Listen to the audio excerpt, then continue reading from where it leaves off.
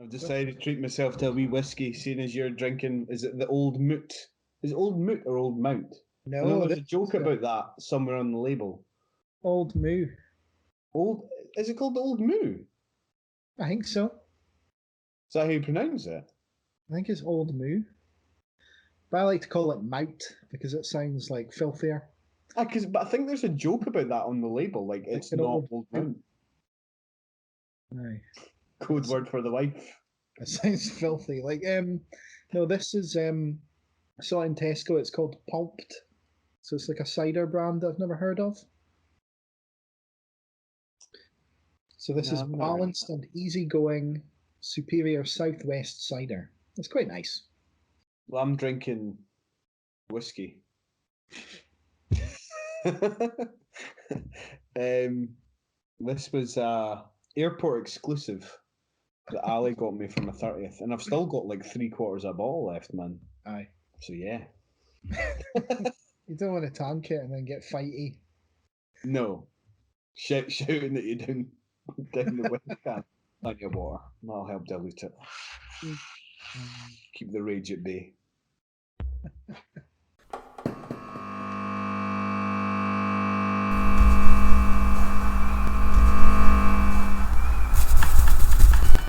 You'll share man's greatest thrill. They tried and failed. They tried and died. You're dealing with the creme de la creme. Hello and welcome to episode 16 of the Scratchcast, the alternative music podcast. Yes, you heard that right. We've ditched the pop culture moniker, so it means we can no longer mention anything other than music by punishment of death. You got that clear, Grant? Yep, I've got that clear. Excellent. I'm Snedds, and as always, I'm joined by the unmistakable Mr. Grant Patterson. Hello. And we are just two Scottish loons who love to talk about music. How are you getting on, Granty?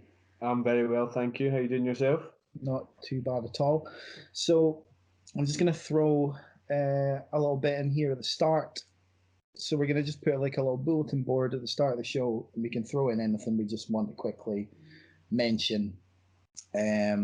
So I've got a couple of things here. I'll just kind of blast through them. I wanted to do a quick shout out to Icatan.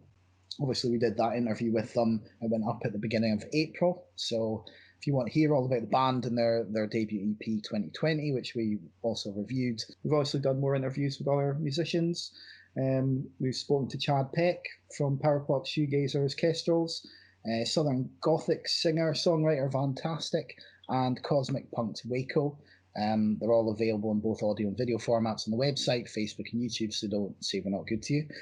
After I've mentioned Waco, they have just released their new video for the song A New Future, which is a DIY effort featuring handmade spaceships and plenty of puppets. It's something they teased on the interview we did with them way back, so definitely worth checking out. And the single's for charity as well. The charity are Beyond Equality, who are committed to engaging young men and boys in discussions about masculinity, gender equality, and to prevent gender-based violence. So they're doing important work. Also, The Scratch, who you may remember we reviewed their debut album, Couldn't Give a Rat's, very favourably back on episode 9. They've done a really brilliant, professionally shot stream of the full album, which is available for free on YouTube, so it's worth checking out as well. So anyway, what have we got for you on this month's show? On our single swap, we're discussing Elliot Pullen's The Pale Horse and The Arm's Average Death. In Submission Corner, we've got releases from La Bestia de Gavaudan and Seas Starry.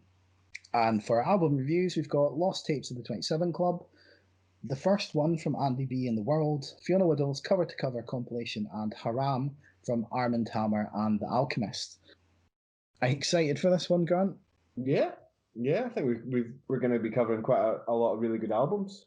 Yeah, that's an absolute shitload to get through. So let's go into the single swap then. As always, on every episode, we give each other a song to listen to for discussion on the next podcast. And on the last episode, I gave Grant The Arm's Average Death, and Grant gave me The Pale Horse by Elliot Pullen. I've done enough talking, so do you want to start us off, Grant? Absolutely. So Snedds quite rightly said he gave me The Armed with Average Death. This was released on the 2nd of March earlier on this year by Sargent House Records. The song's approximately 4 minutes and 31 seconds long. The Armed are an anonymous hardcore punk collective formed in Detroit, Michigan back in 2009. They have a core set of members and a rotating set of collaborators. Apparently they've avoided printing the names of members of the band in any of the releases and have gone to great lengths to deliberately deceive, misdirect and toy with their audience on this matter, even going as far as touring in secret and bringing in actors to play members of the band. Their debut album, These Are Lights, was released in 2009, and since this time they've released another 3 studio albums, including their most recent release, Ultra Pop, which was released on the 16th of April this year, with Average Death being a single from this album and features as track number 7. The album has received widespread critical acclaim, with the likes of Pitchfork giving it a massive 8.6 out of 10, so it's doing really well. Their sound has been described variously as hardcore punk, metalcore, mathcore, post and experimental hardcore, so a bit of everything really. Yeah.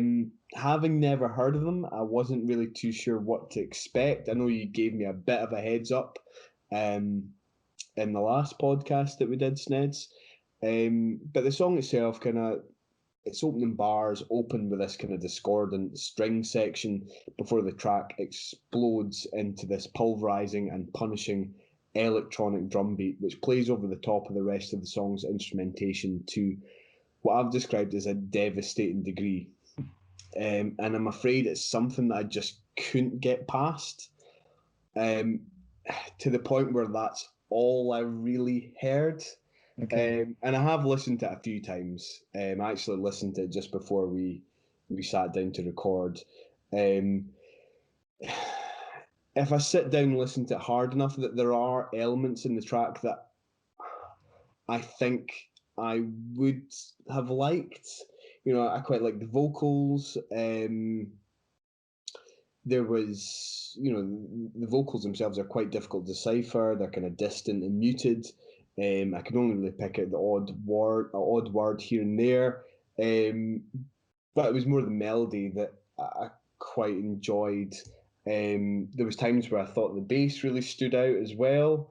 There's this really kind of pretty impressive breakdown section that really caught my attention, but yeah, I just couldn't get past those drums, man. And I don't know if that is a feature of all of their songs or if that's maybe just something specific to that track or what they're doing now. But yeah, like I said, it got to the point where that's all I could hear, and I was just like, this is just noise. This is just noise.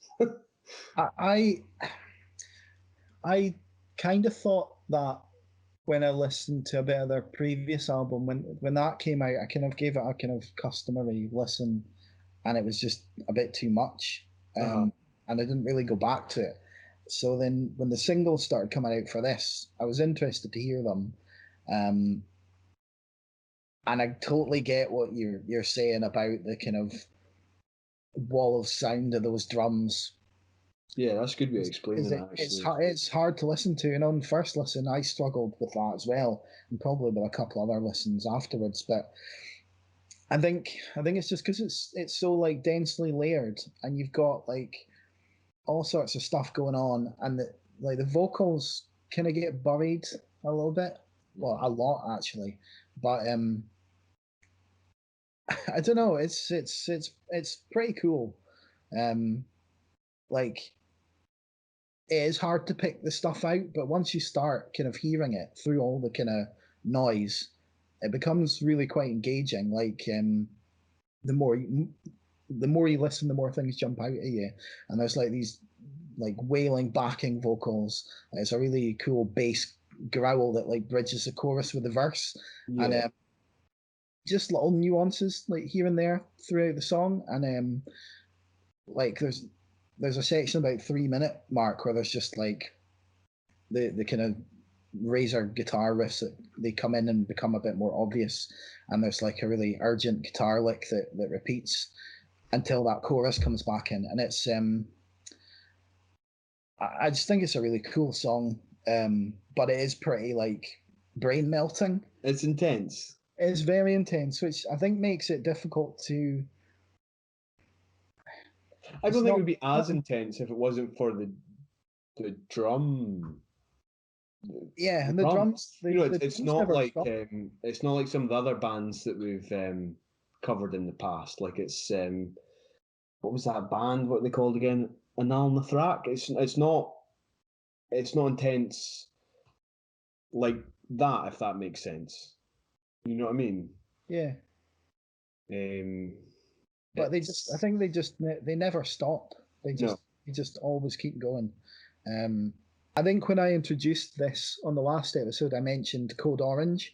Yeah, I think they are different in a lot of ways sonically, but there's like, I think it's in terms of like the ambition and the sort of ingenuity that kind of connect to them, as they're both kind of hardcore bands. But I mean, I don't even know what this is. I mean, experimental hardcore, I guess, is the thing, but it doesn't even really sound like hardcore. Like, I don't know what it is, but it is kind of a brain melt, but actually really like it. And I do want to listen to the album, but again, it's had that same kind of oppressive effect on me where it's difficult to kind of get into. So it's one I think it'll take a bit of time to get into if I can, but I do really like Average Death. I think it's a good track. What did you give it a rating when you? I've given it an 8. Right. Okay. That's that's a very different score to what I've given it. I've given it a 4. I mean, in my notes here, I've said maybe if I was to persevere with it a bit more, I might have grown to like it. But yeah, I don't know. I've listened to it a handful of times now, and it still isn't really growing on me. So I don't think it's one for me, I'm afraid. Fair enough. Fair enough. Well, that was Average Death by The Armed. Check it out if you like the sound of I don't know what's the sound, something that just stabs your brain for 4 minutes. Yeah, pretty much. Something like that. Right, anyway.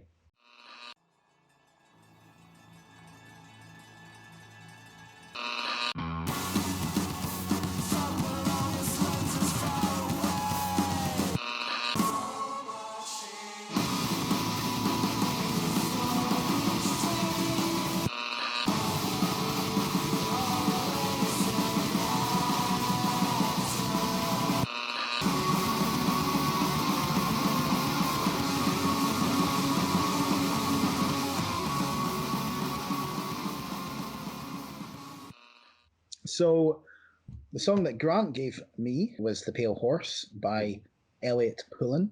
So Elliot Pullen is an acoustic singer-songwriter from Pittsburgh, Pennsylvania. I couldn't find a ton of information about him online, but I like the description of his Instagram bio that describes him as just hitting a guitar until something happens. So that made me chuckle. He's got a handful of songs available online, which include the most stereotypical folk punk song of all time, Blue Snow and the Evergreen Trees, The Dark Thing, or What You May Tell Yourself, Funeral for a Fear, and of course, The Pale Horse. Having had a listen through the available tracks, they're all pretty good. The most stereotypical folk punk song of all time being one of the highlights. It sounds a bit like an acoustic Less Than Jake song. Absolutely. I mean that's how I discovered. That's how I discovered him. I think I discovered him by way of his YouTube channel or the YouTube video of that song. It's available on Spotify, but it's not as good because I think he plays it on a banjo as opposed to an acoustic guitar, and it doesn't work as well, I don't think. I've only listened to the Spotify version, and it's good, but it is very rough around the edges. Like it's a bit like a demo, I guess. Yeah, he certainly seems to be more active on YouTube and Instagram. I think there's actually only 3 songs available on Spotify. I think all the ones I mentioned are on. Oh, are they all on Spotify? They're all on Spotify. Or did Some of them I might have got from Bandcamp. I can't remember. I've not been that specific, but they're out there somewhere. You can absolutely. You can listen to them. So the Pale Horse is a bit more laid back than the likes of the most stereotypical folk punk song of all time. I'm having a hard time saying that, man. No, it's a bit of a mouthful, isn't it? So yeah, it's a bit more laid back, and there's still like this. I mean, I said it was a bit rough around the edges. So there's a definite DIY vibe about this track. It is more polished, and it reminds me of House of the Rising Sun by the Animals a wee bit. That's exactly how I've described it. And I don't know if you do you know Amigo the Devil? It's like an acoustic. I don't think so. He's sort of folk punky as well, and then even a bit of Fantastic, the sort of thing that he does as well. Yeah, I like the creaking acoustic guitar. I like the rattle to the drums. I think it's like a Cajun or something like that. And then there's a nice like wail to the female backing vocals as well, which is a nice touch. And I think that this sort of lyrical content makes sense for a song with the name The Pale Horse. It's very apocalyptic. Right from that opening line, there's a plague spreading around, it'll kill the world wide. And the rats are all feasting, they're feasting on flesh. And it's quite a vivid, the lyrics are quite vivid in that way, which reminds me a bit of The Man That Comes Around by Johnny Cash. Doesn't sound that similar. They're both sort of acoustic-led songs, but it's just kind of the whole pale horse thing and the horsemen of the apocalypse and that kind of theme around the song that reminds me of it. But I quite like it. It didn't blow my mind, but I did enjoy it. Yeah, I really enjoyed it. I think you've kind of described it pretty well there, to be honest with you, Snedds. In my notes, I've described it as being a mashup between the Animals' House of the Rising Sun and early Dylan. In particular, it reminded me of Masters of War, which again is kind of suitably apocalyptical as well.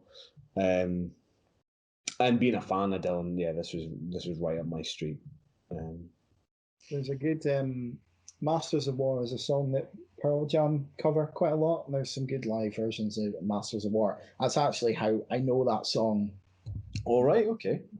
Like Pearl Jam performed it than I do from Bob Dylan, for whatever reason. But that's who I associated with, even though it's not their song. But so it's worth having a listen to that if you're interested. But I've given this a 7. I think it's quite. Yeah, I think so. Well, I've given it an 8 just because, like I said, it just reminds me of early Dylan.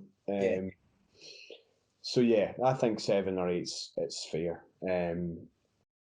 I'd like him to release more content. I mean, I know that we are obviously we're aiming to cover new material or new songs, and this was released like last year, so it's like almost a year old. But yeah, I think it'd be good for him to see. It'd be good to see him gaining some traction and gaining some kind of popularity, because I think there's a lot of talent there. And it'll be interesting to see what he comes out with next. I watched a few videos on his YouTube channel, and I think he was writing songs or recording himself singing some of his own material to enter in competitions and stuff like that. Okay. So yeah, I think one to watch anyway. Aye, man. So that's The Pale Horse by Elliot Pullen. Oh.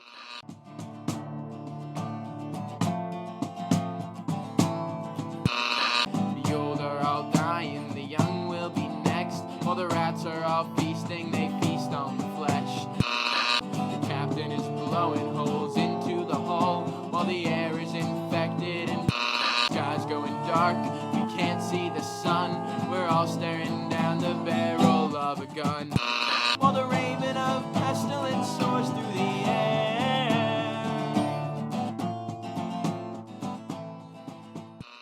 Okay, what have you got for me for next time then?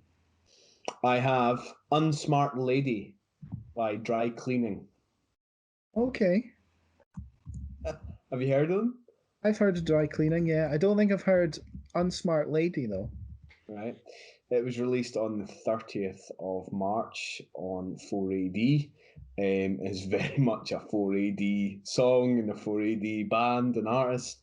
It's just over 3 minutes long, at 3 minutes and 2 seconds long. They're a London-based post-punk band formed in 2018, and it comes from their debut album Long Leg, which was released on the 2nd of April this year.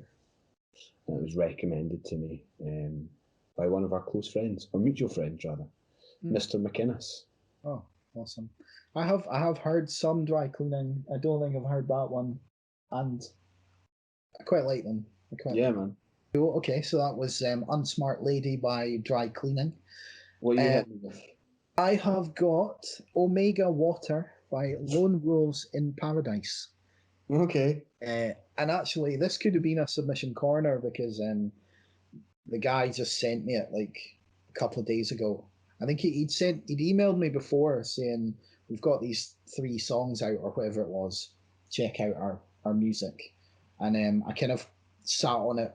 I had it kind of maybe for a submission corner at some point, and they just released this, and I listened to it. I was like, right, I'll give Grant that. So they are a Belgian band from Antwerp, and this is just their 4th single. It came out just a few days ago, and it's a sort of driving indie post-punk banger, I suppose. And there's just a weird, subtle bit of guitar in it that sounds a bit like Donkey Kong Country. So that kind of made me gravitate towards it. I think it's just a couple of seconds, but that amused me. So that's Omega Water by Lonewolves in Paradise. What a band name. Yeah, it is. Cool. Anyway, let's go on to the actual submission corner then. So this is where we discuss some of the stuff that's arrived in our inbox. So if you're listening and have something you'd like us to hear, then you can send it over to us at theheadscratcher@outlook.com or direct message us on Facebook, Instagram, and Twitter. So this time around, we've got the album Kintsukuroi from Chilean metal band La Bestia de Gevaudan, and Anatomy, the new EP from Aberdeen's ambient quartet Seas Starry. I don't really know how to pronounce that.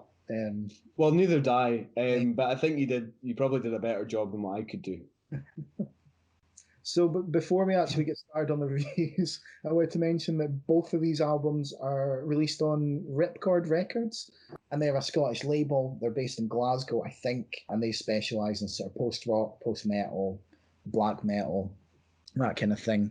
And I think I kind of first heard about these guys. They emailed me about they were doing a charity compilation on the Bandcamp. It's called The Refuge, and it is in 2 parts. One is post-rock, math rock, and the other one is post-metal, black metal, that kind of thing. So you can buy them on Bandcamp. I don't know, for about $10 each or something, and you get like a serious amount of music. There's like on each one, there's like over 7 hours of music and over 70 bands from 20 different countries. So there's a lot of stuff there for a few quid, and I think they've already raised over $3,000 for Refuge, which is a charity for supporting victims of domestic abuse. So an important cause at the moment, and so I think it's just worth pointing that out since these just both happen to be Ripcord releases. What do you want to start with then? Do you want me to start with Anatomy by Seas Starry, seeing as I can't pronounce the other artist's name? Aye, go for it.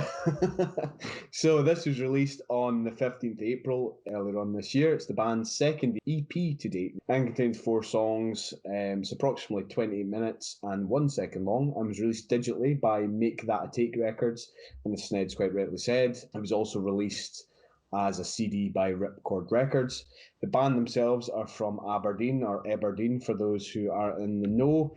#1 party town, or our #1 party town. I like to call it Scaberdeen. Scaberdeen. We had a very involved discussion about butteries and rolls and the differentiation That we between did. the two before we sat down to record today.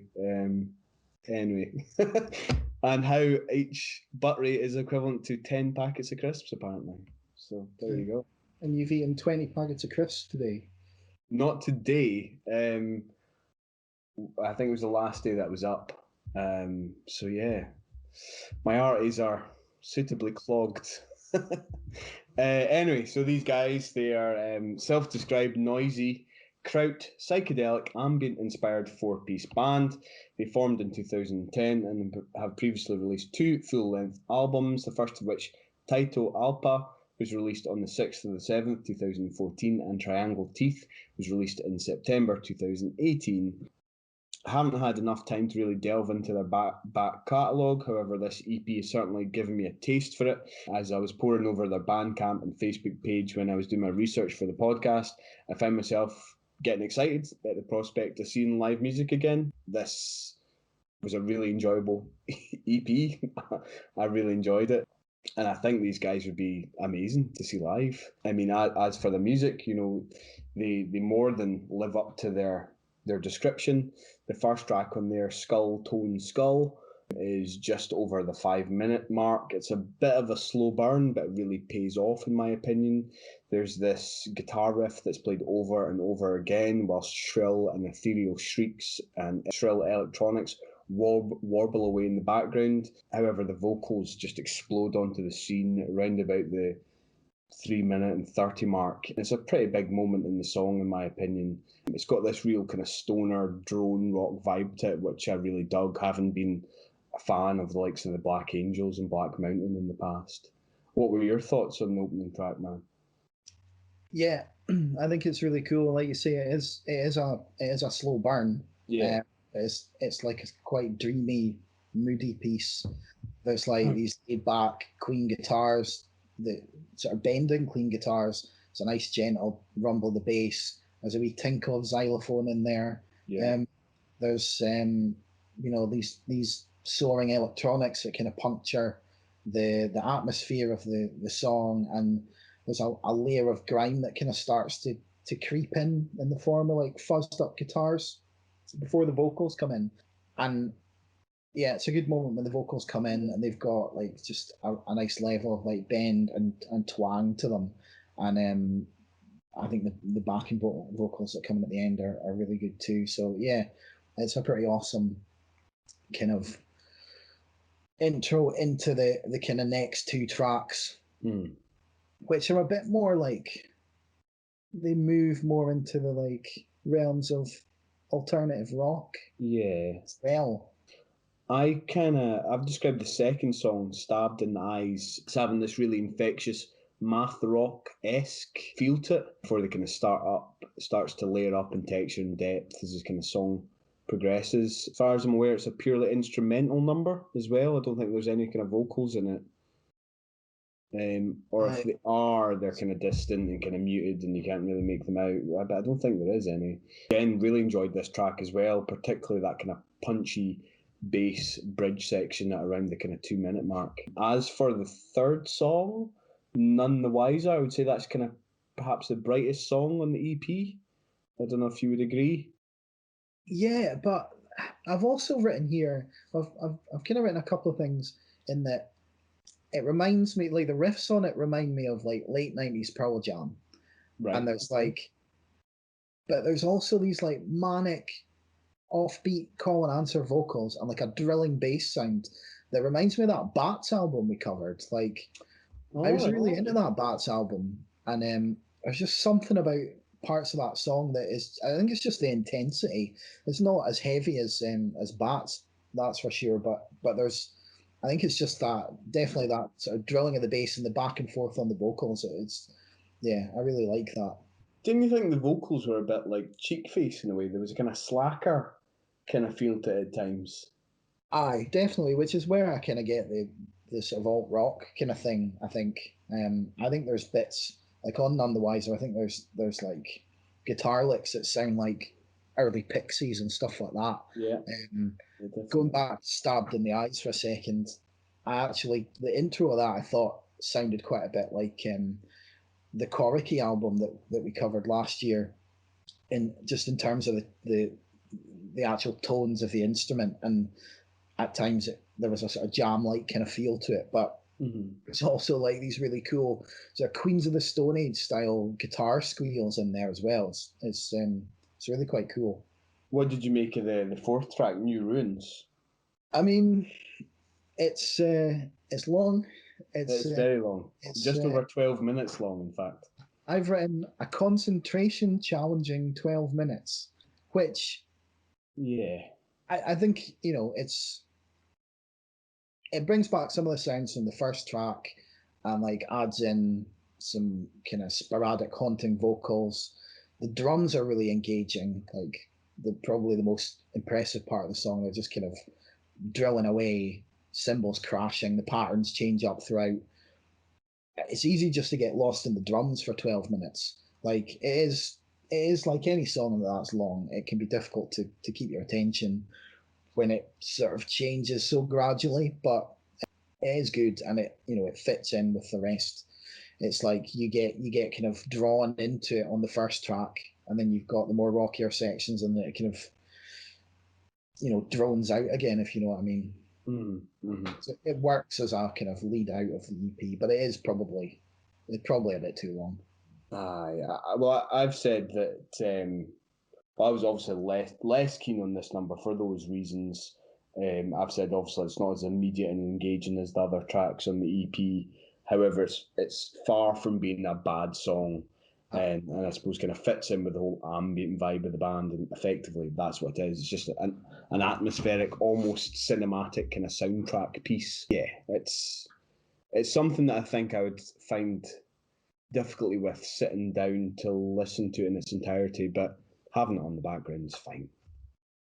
So what have you given it? I've given it an 8. Yeah, me too, bang on.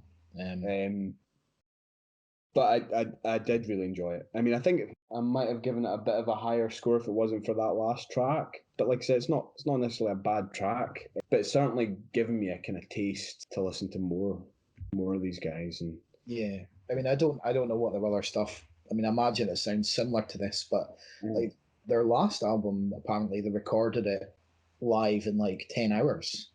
All right, okay. I think it was that. What was that one called? Triangle Teeth. Yeah. So I read somewhere that it was recorded live in the space of just 10 hours. So that's pretty cool.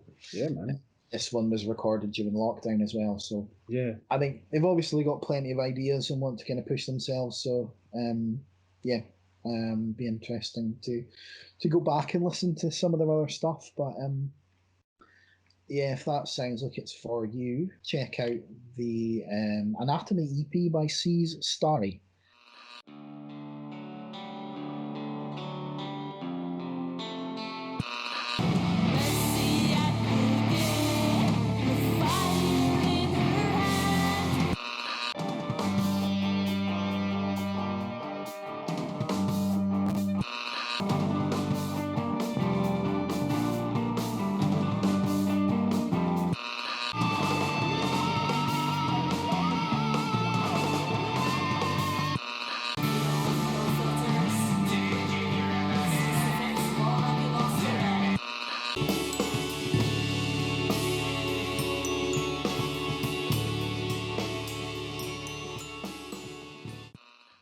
Right, let's go on to La Bestia de Gevaudan Kintsukuroi.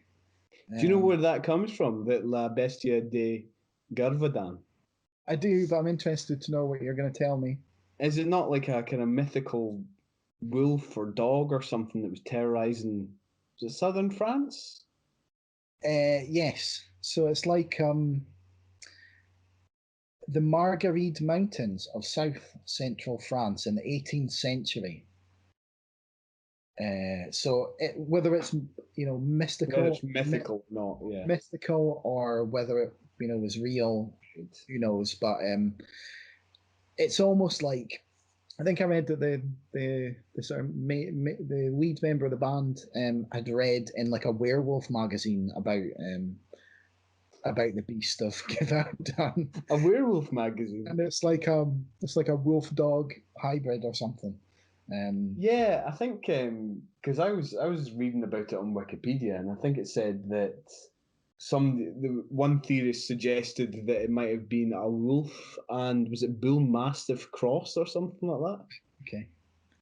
Don't know, but yeah, apparently it killed a whole bunch of folk, but they eventually caught it. Oh well. Sucks to be them. Yeah, man.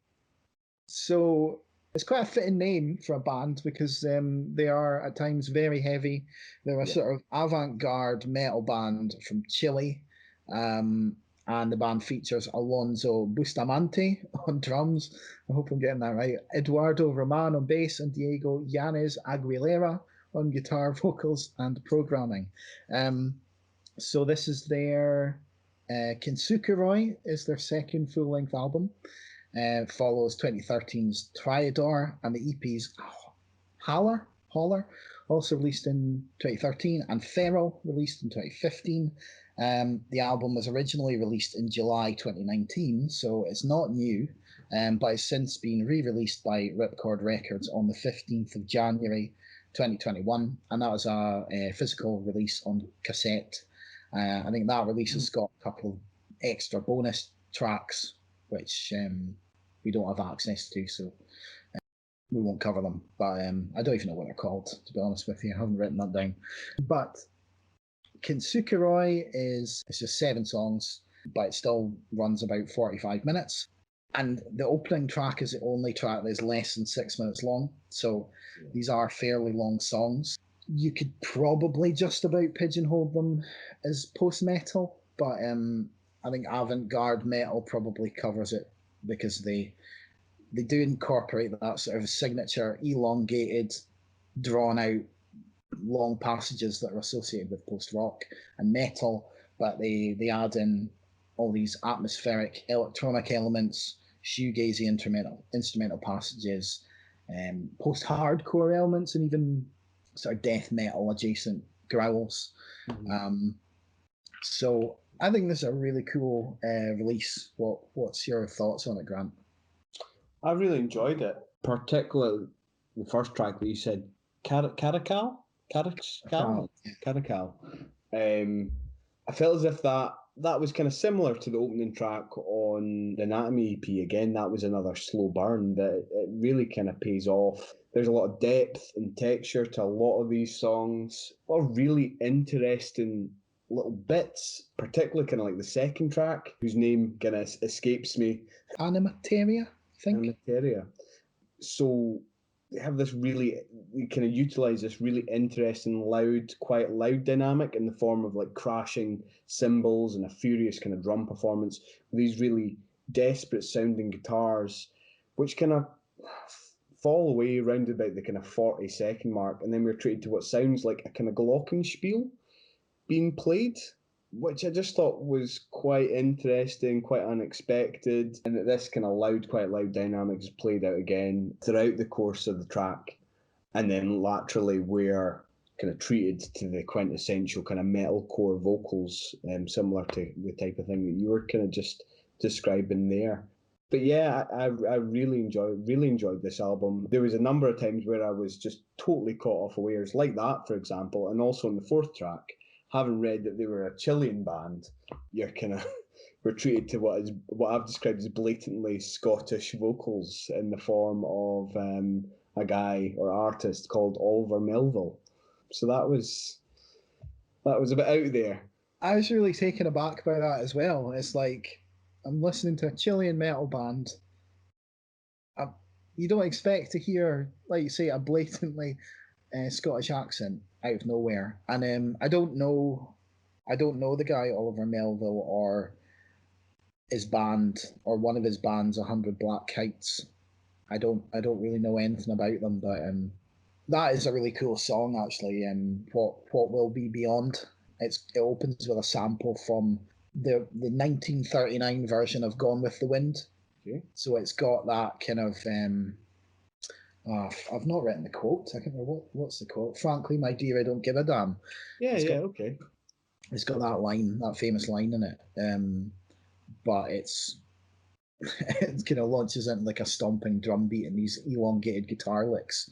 A lot of these songs remind me of a thing called black gaze, which is if you think of shoegaze and then black metal, and they kind of put them together. And black gaze, there are a bunch of bands like Deaf Heaven, who I've mentioned before. I think when I was talking about going feral, I mentioned Deaf Heaven in the mix there. There's a band called Maul. They're really good. And there's also a band, now they're not really black gaze, but they've got this. If you look at a song like Animateria, there's a really like crusty, like grimy guitar sections. And there's a band called Conjurer from the UK who've got an album called Meyer, and it just reminded me of some of the stuff on there. It's really cool. But then on that same song, you've got like, there's that repeating tune that's like a music box. Yeah, that's a really good way of explaining it. The glockenspiel. Yeah. But it's really cool and works as like this really cool instrumental before you've got the heavy guitars and the kind of heavy vocals as well. It really works for me. Absolutely. But you know, even is it the third track is IRG?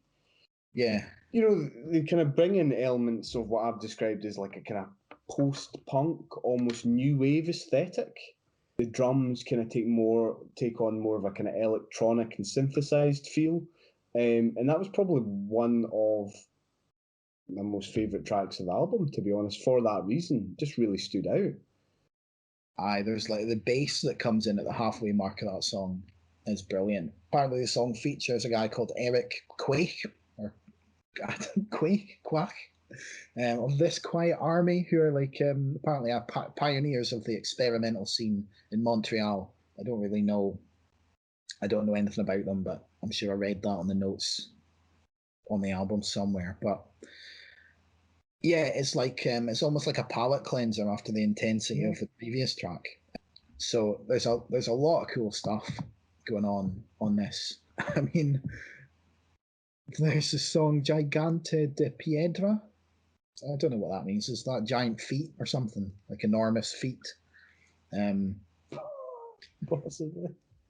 Because PA is feet in French, so it might be, but the giant feet of the beast, maybe. I'm just making up the meanings of words here, Grant. I don't maybe shouldn't be doing that. I was about to say, well, I suppose their name's French, isn't it? But they're Chilean. Yeah, so it's probably got nothing to do with that. Anyway, that song opens with like what sounds like an ultrasound scan or something like that, and it acts as like a metronome. And then the drums on that song are just phenomenal, as they are throughout the album, especially on the opening track as well. The drums are the most like present part of that song, I would say. But yeah, I think this is a really, really good album. What did you rate it? I've given it a solid 8 out of 10. Yeah, so did I. I've kind of followed it up by saying that I don't ordinarily rate stuff from the submission corner. However, I obviously just rated C Starry there. But in my notes, what I've written is similar to the Polish band that we covered in the past, Give Up to Failure. Yeah, okay. I think this is such a standout piece. It's an incredibly well put together album. It's got a lot of texture, a lot of depth. The instrumentation is brilliantly produced and thought through, that coalesce into something that is beautifully dark, brooding, and a truly atmospheric masterpiece, is how I've described it. Excellent. Yeah, I mean, I don't know how much attention it's got in terms of, their fan base, either in Chile or in the UK, but yeah, I think it's good that it's almost kind of been re-released, and it's probably going to be brought to a new audience thanks to Ripcord Records. Yeah, because I think the email actually said it hasn't received much press outside of Chile, which is surprising given there's international artists involved on some of these tracks. So yeah, it'll be good. And like you say, it's a good thing it's been re-released, even in just like limited cassette form. But it should hopefully get the band some more recognition, because this is really high quality stuff. Mm-hmm. Mm-hmm. It really is. It really is. What was your feeling on the like the growling vocals? Like, It's not normally up my street, to be honest. But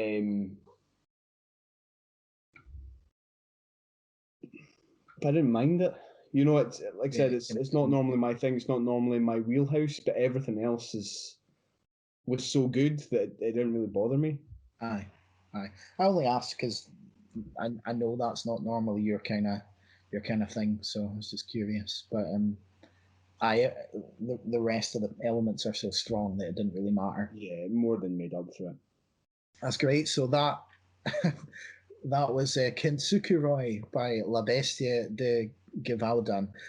I said, like, I couldn't pronounce either of those words. I gave myself so many difficult things to read. Like, even the names of the band members, I read them out in full. I just made it harder for myself. But I think you did pretty well, though. Yeah, I think I did okay. So yeah, good album.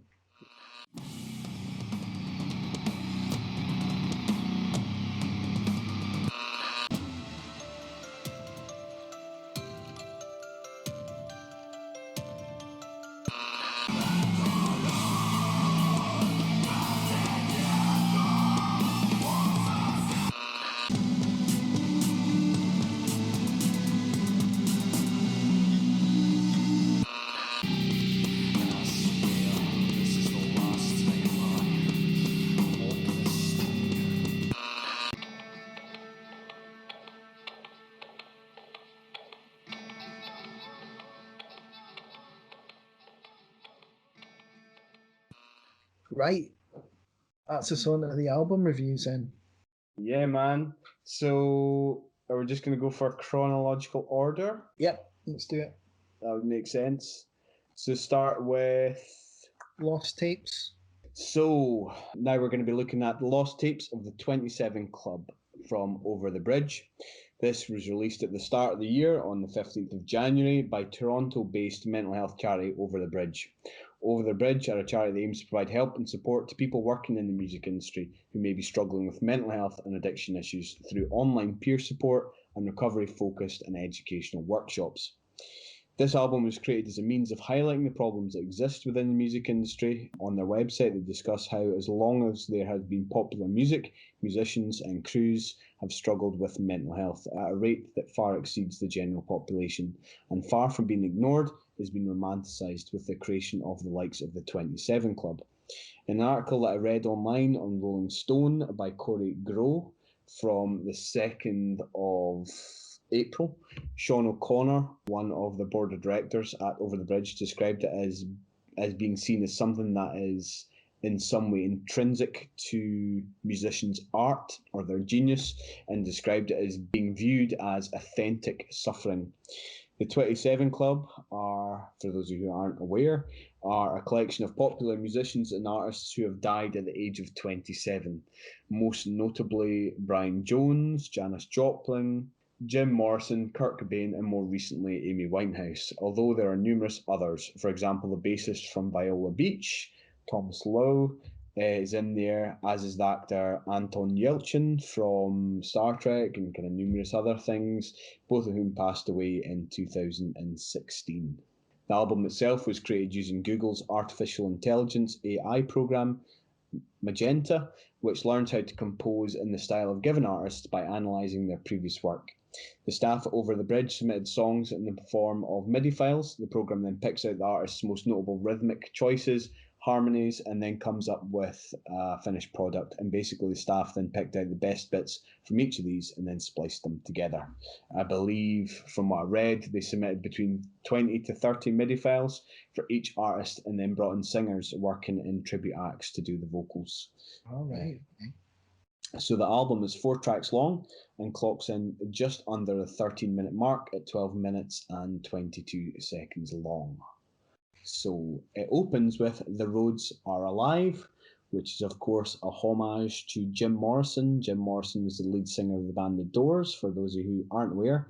He passed away in 1971, not long after the release of their last studio album, LA Woman, which featured in my top 5 favourite albums of all time. It's an absolute banger and one definitely worth checking out. Coincidentally, this album opens with the sound of kind of the whistling wind, which is quite quickly accompanied by a tinkling hi-hat and cymbals, which feels quite reminiscent of the opening bars of Riders on the Storm, which is the last song on Early Women. The vocals come in around the kind of 10-second mark, and to be honest, they're pretty convincing. As are the lyrics, if I'm honest. The song then takes on more of a rollicking and raucous kind of roadhouse blues vibe, which I loved, and it's amongst some of my favourite kind of Door stuff. We're treated to this really driving, fat and bluesy guitar riff, whilst a faux Ray Manturek kind of vamps over the top of it with this kind of maniacal spiralling synth, which I loved. There's some shouted vocals, again, really up my street. And then the song kind of fades out at just under the 3-minute mark. And to be fair, it's largely an instrumental piece, apart from the initial few bars and the kind of bit at the end. Jim's vocals are mostly confined to him shouting over the top of the hubbub of the instrumentation. However, I nevertheless really enjoyed it. What did you think of it, man? Yeah, I really liked it. And I don't know, going into this, I'd only heard the Nirvana song, and so I wasn't sure how to feel about the Doors one, because I'm not huge. Like, I do like the Doors, but I'm not I'm not as au fait with their back catalogue as you are. So I wasn't really necessarily expecting it to be good, but it's brilliant. Like, absolutely. Like, you know, it's kind of quite spooky when it starts, and it's almost just Jim's, fake Jim's voice on his own. And then it bursts in with that, like you say, that really groovy organ sort of solo that it just turns it into like a really dancey number. But like you say, the kind of Jim Morrison like shouting like over the top of that just every now and again helps to punctuate it. And okay, he's not singing, but it's really, I think, really effective. So yeah, I think I really like that song. For some reason, I decided I would rate them individually. I don't know why I did it on this. Why not? But so I give that a 9 out of 10. So like a really good track, man. Yeah, I've kind of waxed lyrical about it, as you just saw. I really enjoyed it as well, man. And I've written here that I think it could pass as a pretty convincing B-side to an unsuspecting listener. I've then gone on to say that as a Jim Morrison and the Doors fan, I just found that there was something missing. Okay. This is me getting a bit, I don't know. I'm going to go off one. Yeah. I'm going to go off on one here. Maybe it helps I'm more of a casual fan, I guess. Yeah, no, I think it's more. I don't know. See what you make of this. See, I'll see what I'll tell you what I've written. So as I said, like to an unsuspected listener, I think it could quite easily pass as a pretty convincing B-side. However, as a Doors fan, I just kind of felt as if there was something missing. And I don't know if that was a subconscious thing, because I knew that it wasn't Jim Morrison. There was something there that I couldn't quite put my finger on. I don't want to say that it sounded soulless, because it definitely didn't. But there was something lacking, something that you can't quite quantify. And I've written that I suppose, when we're getting down to it, effectively that's the crux of it. That's the whole meaning behind the album, isn't it? It's about celebrating that genius and giving us pause for thought as to how valuable these people were to our collective consciousness and appreciation of music, and how they were taken from us too soon. Got heavy, man. But that's basically what it's about, isn't it? Yeah, it is. I think probably the fact that we know it's just a facsimile of these artists, so it's never going to be genuine. But I think what they've done a really good job of making it sound authentic. Mm-hmm. Like I said, the one that I first heard was the Kurt Cobain, this new Nirvana song called "Drowned in the Sun," and when I first saw that, the headlines were like, a new Nirvana song written by AI, and you're like, that's going to be shit. Like, that's what I thought. This is going to be shit. And it's not. And I put that on, and I was fucking blown away. Like, it could be like a lost Nirvana demo. Like, it really could, I think. And you know, if somebody played it to me and said this is a lost Nirvana demo, I wouldn't even have questioned it. It just No. sounds authentic. And, you know, this sort of jangly guitar that opens it up is reminiscent of something like Endless Nameless. The chorus is fucking massive, like these big meaty riffs, like it sounded like the sort of "you know you're right" kind of style riffing, and that chorus that goes, "I don't care, I feel as one, I drowned in the sun now, I drowned in the sun." It's so good, man, so good. It's like it is kind of mental to think that it was a lot of this was figured out by artificial intelligence, but and there's a little change at the end. The outro's a bit more relaxed. I felt that was a little bit abrupt, but the more I listened to it, the more I can enjoy it because it's kind of like a little bit of a throwback to MTV Unplugged and that kind of style of Nirvana. So yeah, I quite like that a lot. Yeah, I would agree with that kind of abrupt change just towards the end of the song, but I think it works quite well. To be honest, I've kind of said that, you know, there's somewhat of an abrupt change around the kind of 2.5 minute mark, where the song kind of takes on more of a in bloom feel to it. However, for me, it kind of melds pretty well together, and it's, you know, it's, you can forgive it. You know what I mean? It doesn't feel jarring or anything like that in any way. I could listen to that chorus like all day on repeat. It's that good. I've scored them all. I gave it a 9 out of 10, so I've been really taken in by these. So the other two, I've got Jimi Hendrix, Yeah, song called "You're Going to Kill Me," and it again feels just like a classic Hendrix song right from the off. It's got that his signature crooning guitar, and it's got a bit of a sort of live recording feel. I don't know if that's yeah. where it's been sampled from, but it sounds like a kind of natural live recording. See the kind of sustain that you get on the guitar, like in the opening bars of the song. For me, that's quintessential Hendrix. That when I heard that, I was like, "Hey, that sounds a hell of a lot like Hendrix." Nailed it, have they? Yeah, I think the vocals for me, when they first came in, sounded a bit off. They didn't quite gel or sound quite right. But then there's a good section where he sings, because when it comes to it, "You're going to kill me. I've been in hell enough, baby." That's fucking brilliant.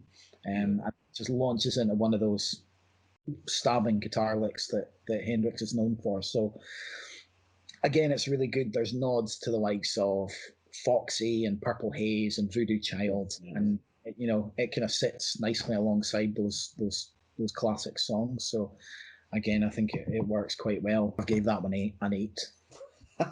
What did you make of the last track? Man, I Know, the homage to Amy Winehouse. This is the song I like the least, Right. But it's still good. But it's still good. It's one of Amy Winehouse's slower style, more brooding, sort of introspective, contemplative kind of songs. It doesn't really. There are some bursts of like brass here and there, like she's known for, but it's not as bombastic as the likes of something like Rehab, those style of choruses. I think that's the only criticism of it for me. It doesn't have that moment for me. It's more relaxed, and I just want a bit more infinite somewhere, but it is a good song. Yeah, I really enjoyed that. Really enjoyed it. It actually reminded me a little bit of Arlo Parks. I wonder if we missed a trick when we were reviewing her, not mentioning Amy Winehouse, because there are similarities. There are. It's funny because, like, I don't know that much of Amy Winehouse's material. I know Rehab. I know the Zootones cover of Valerie. Yeah. But when writing the notes for this, I've described it as being a really kind of smooth, slick number. And I've actually went on to say that it's, for me, it had all the hallmarks of what people would expect from an Amy Winehouse number. It has the brass section, has the trumpets, that kind of tinkling piano, the groovy flourishes that you get every now and again. For me, I mean, I really enjoyed the vocals, but I loved the drum beat. I just loved that kind of lovely shuffling drum beat. That's the bit that I enjoyed the most in this track, to be honest. How did you rate that? I've given it a 7. 7, that's good. Still good, man. I mean, I think it just goes to show how strong this is and how much care has been put into it. Because you could have just been like, right, let's just feed all this music into Google's machine and spit it back out, and then we'll just put that up. Totally. And they've had to pick and choose what's come out and expertly like craft it all together so it sounds convincing, which I think is it's a difficult thing to do. Being easy. So that I think they've really, really succeeded. And I don't know if I've seen a whole lot of press for this. Like there was definitely when the Nirvana thing, people started gravitating towards that, but that was only recently, and this has been out since January. Well, that Rolling Stone article that I was telling you about, that's from last month, the start of last month. Aye. So it seemed to take a wee bit to kind of work its way through the system, but annoyingly, they've took it off of Spotify in this country. They have, I noticed that, but it's still available on YouTube. Aye, which is where I had to re-listen to it, but it's a wee bit annoying. I don't think it's on Bandcamp, although I don't think you can, because it's probably sort of a legal grey area. I don't know how you... Yeah, because even if you go to the Over the Bridge website, I think it just tells you about the album and the intent of the album rather than directing you to any of the music. Aye, so it's like it is raising awareness. It's not necessarily like raising money for charity or anything, but it's trying to raise awareness of mental health, specifically in the music industry, but just kind of overall as well. But that's, it's quite a fascinating piece of work. Yeah, absolutely. But you're right. It seems to be that despite the popularity of the other false artists that feature on the album, it seems to be that most people and most journalists have gravitated towards the Kurt Cobain one. I don't know why that is. That seemed to get the most press, and that's the thing that caught my attention. And I cynically thought would be shite, but so really pleasantly surprised that this is actually like a really worthwhile project and not a kind of just half-arsed attempt. So yeah, did you rate it? I don't know if it's really. Well, I'm giving it an 8. I rated the tracks. I don't really know why I did it that way, but I've given it an 8. I could count those up and do an average, but I'm not. But I'd like an 8, like something like that. Yeah, definitely. So yeah, that was Lost Tapes of the 27 Club from Over the Bridge. Sad faces like a bouquet of pain.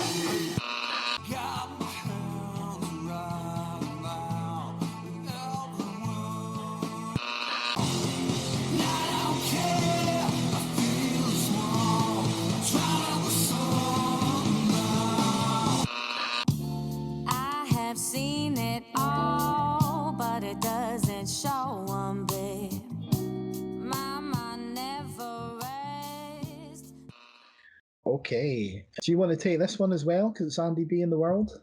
Yeah, man. So this was released on the 17th of January on Phuket Records and is also available on Andy B's Bandcamp page. It contains 14 songs and is the brainchild of Andy Baker, who spent 4 years travelling across the globe to meet and record with over 172 different artists, including members from Real Big Fish, Less Than Jake, Hasty Dixie, and many, many more. According to an interview that Andy did with www.p3dro.net on the 15th of January, so just a couple of days before the release of the album itself, he wanted to catch up with friends that he hadn't seen since he toured with his own bands, and the concept of the album kind of flowed from there. All proceeds of the album go to the homeless charity Centrepoint and Music for All.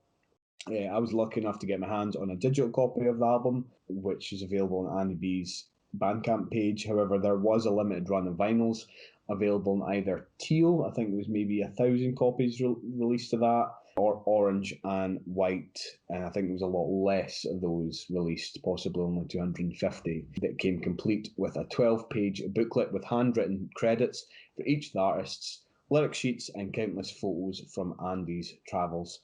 Unfortunately, however, I don't think there's any available, any of those available on Andy's Bandcamp page. However, if you're still interested, I think you can still get your hands on one from the Pookout Records website. However, what with COVID and Brexit, apparently it might take you a little while before it kind of reaches you. We kind of chose to take a peek of this album after reviewing Joe Billy's I Am the Motherfucking Spider-Man on episode 14, as he helped provide some of the backup vocals on a few of the tracks. I don't know which ones. I just heard him, saw him mention it on the I Facebook thought page. I maybe heard him on one of them, but I can't be certain. Aye, there's that many. I mean, there's that many. You know what I mean? And I think, obviously, with Les and Jake, Casey Dixie, there's a lot of American accents in there, so he could be anyone, really. Yeah, and there's 14. There's 14 songs, and there's a lot of different vocalists on each and every track. I've described the album as a bombastic and uplifting ska explosion. That kind of nevertheless touches on the usual themes and topics typical of the genre, such as racism, prejudice, and politics. The first song, for example, Black and Blue, which may be worthwhile noting, is not a cover of the Rancid song, same name. There are no covers on this album. They are all complete original pieces. It's a bright and anthemic call to arms, a declaration of intent, if you will, a really good opening number, and basically goes along the line that although we may be black and blue, bruised and beaten, we the people will stand united against the tyranny of the government and authorities, and asks us to forget our differences and focus on our common ground. The group kind of vocal chorus really hits hard in this one, and you can't help but kind of bop your head along to it. What were your initial thoughts on the opening track, man? Black and Blue is such a good opener. Like, it's a perfect opener to start off an album like this. It just comes in with so much like fun and drive to it, like, and everything you would expect from like ska punk or ska style music. There's a sort of acoustic guitar opening, the flaring trumpets, and then there's writhing guitar solos throughout. The vocals are really good because there's so many different performances on that song. Yeah. There's like a really good pre-chorus call and answer section, and then a massive like gang vocal chorus. I don't know how many artists are singing on that, but it's really cool. And there's even like sort of dueling Van Halen-esque guitars in there as well. It's really good, man. A really good way to start the album. I think the second track's quite similar in style. Again, it's acoustic guitar, and it's sort of punctuated with brass, and it's got a good drum stomp, a really brilliant chorus. And it's not till maybe the third track that things change.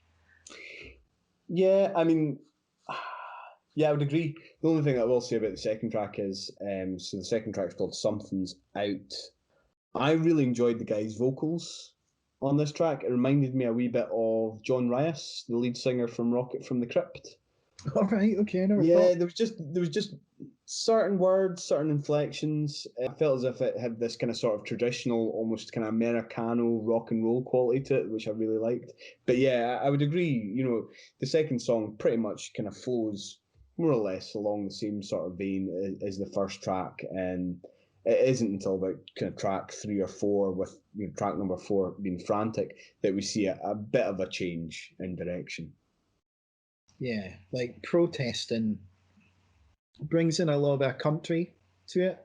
There's a little bit of like a reggae island twist in there as well. And it made me think of like the Monkey Island soundtrack or something like that. Like, it's quite weird, but it's got, it's a song about revolt and protest. It's really catchy. It's maybe a little cheesy at times, but it's got that really good like jump up and protest section. That's really good. It doesn't get used a whole lot, which is a shame, but it's pretty good. The song Frantic, I was kind of half expecting it to be a cover of the Metallica song, but it's not. I don't know what a ska version of Frantic would sound like. It might be quite good actually, so I was maybe a little bit disappointed, but It's just quite a bouncy ska track, at least at the start. And that whole start section I've written here, you could imagine the music video for that would be filmed on like shaky cam, like that kind just bouncing about. that kind of just sort of jumpy ska video. So, but it kind of morphs into something a bit more akin to like My Chemical Romance and that kind of era of emo. It doesn't. That's the thing about this album. There is loads of ska, but there's also quite a bit of other things on here as well. Yeah, well, I mean, I was going to say Won't Back Down, which is the next track on the album. It came out of left field for me. It was nevertheless a pleasant surprise. The vocals initially kind of struck me as sounding a bit country. However, then it kind of took on more of a kind of swing aesthetic, which I really enjoyed. In fact, that's one thing I will say about the album as a whole. I really enjoyed the female vocals on this track, this album rather. Yeah. They really stood out, and I enjoyed it, every one of them. But yeah, but particularly kind of Won't Back Down. I enjoyed that kind of swing aesthetic, and I just thought it was kind of an interesting juxtaposition to the kind of rest of the song. As for Got Your Back, I thought the vocals reminded me a bit of Roger Lima from Less Than Jake. However, I don't have any proof that he had anything to do with the album. No, I've picked out. I've said it's got a fun Less Than Jake vibe. Yeah. But there's also a bit of pop punk in there. There's a bit of like maybe a bit of, is it Derek Whibley? Is that his name from Sum 41? He's got a strange name. No, that is, I think that is his name. Aye, yeah. So it sounds a bit like him. And then just the new Found Glory kind of pop punk sort of thing as well. And it's just like, it's lightning fast. Like the drums are lightning fast.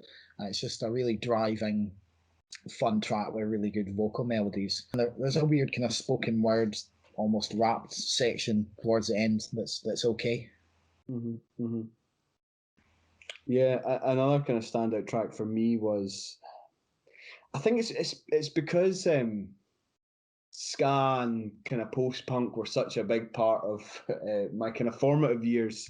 When I was listening to this, I couldn't help but liken it to the song, the bands that we used to listen to. Yeah. So, for example, No Righteous Cause, I've described that as being another banger. The whole album's full of bangers. I really enjoyed the vocals on this track as well, particularly that kind of vocal refrain of So Abrasive. Whenever he sings So Abrasive, I just think it's such a great hook. And I kind of couldn't help but sing along to it. I felt as if it was a real kind of angsty American teen vibe to it, which, as I've written here, was all the rage back in the day when we were growing up. Reminiscent of the likes of Yellow Card. Yeah, I think that's where I'm getting some 41 from as well, like that era. Yeah, probably like Chemical Romance as well. They don't sound exactly the same, but there's a sort of scene there, isn't there? Ah, absolutely. Right. I think Follow the Streetlights is pretty good. It kind of sets itself up like a sort of storming ska punk song, but then the vocals are like, it's like warbling new romantic style, like something that you might have heard on that Creeper album. It's still got the big trumpet fanfares and the stabbing guitars, but it's just got a nice twist. It's almost like they've thrown in a bit of like Bruce Springsteen or something in this kind of vocal delivery. It's quite a cool song. I thought, kind of jumping ahead here, but I thought the last song, the 11th Hour, you kind of mentioned the kind of rap vocals in, one of the previous tracks there. There's a bit of a return of that in this track, and for my money, it kind of reminded me a bit of Imperial Leisure's Untouchable. Okay. Yeah. Which we kind of featured as part of our November Positivity playlist. And I've written here, like, I understand its placement on the album. The 11th Hour makes sense for it to be the last song on the album. However, I think perhaps it would have been nicer to end the album with either Change the World or Things Change, which seemed to be a bit more uplifting, a bit more positive. I think Things Change maybe because the way that ends, it's got that I've said it's like a classic Less Than Jake-esque melody, but it's all the instruments fade away and it's just vocals, but it's gang vocals chanting. Things change, never thought I'd see this day. Deep down, we're all the same, no matter what we say. things change. This doesn't have to be the way. No, I'm not giving up, no matter what they say. And that would have been a good. That would have been a good way to end it. Yeah. But like I say, the 11th Hour is quite good. I wonder if that's maybe Zebrahead, because they're a sort of new metal, rap metal kind of band. I only know one Zebrahead song. I think I might have seen them, man. I think I might have seen them, but I only know one song. Yeah, and I can't remember. I think I know one song, and I can't remember the name of it, but I remember really liking Neither it. can I. Like, but I just never really went in on anything else. Other than that, there's only a couple of tracks that I find really are a bit weaker than the others, and that's Advertise This. It's a bit too poppy and sugary. Change the World maybe as well. It's quite reggae, but again, the vocals for me are just a little bit too sugary. But overall, I think this is really fun. Yeah. And I like the fact that it isn't just wall-to-wall ska. No. Because that might have gotten a bit boring. They've got, there's plenty of other stuff. There's punk rock, there's pop punk, there's folkier sections, there's bits of metal in there as well. So it's quite cool. I enjoyed it. Yeah, it's a pretty ambitious undertaking. I kind of described it as being in a similar sort of vein to the Sound of Van Spirit album, which we covered previously. Yeah. I think in that interview that I spoke about with p3dro.net, he did talk about the possibility of touring with the touring album, which would be quite interesting to see. It'd be a fucking fun concert as well, man. Absolutely, it would.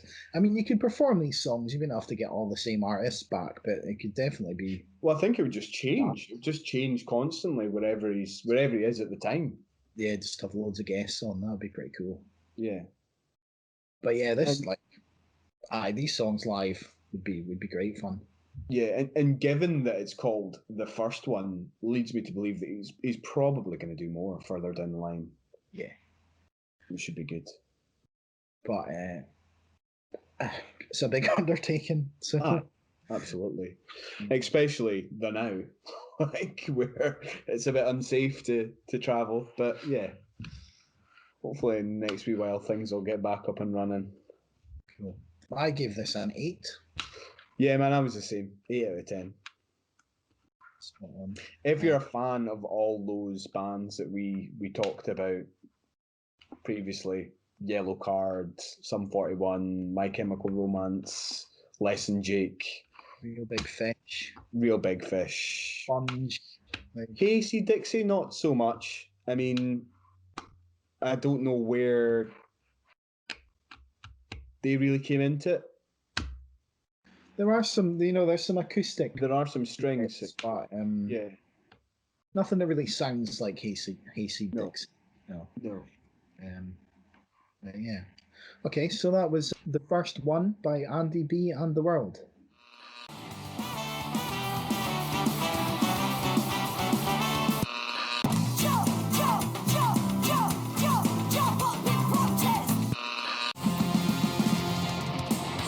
Angry man in angry time. Hey, we won't back down. Gotta get up and stand our ground right now. We are the product of a total failure. You got all of us, and we got it.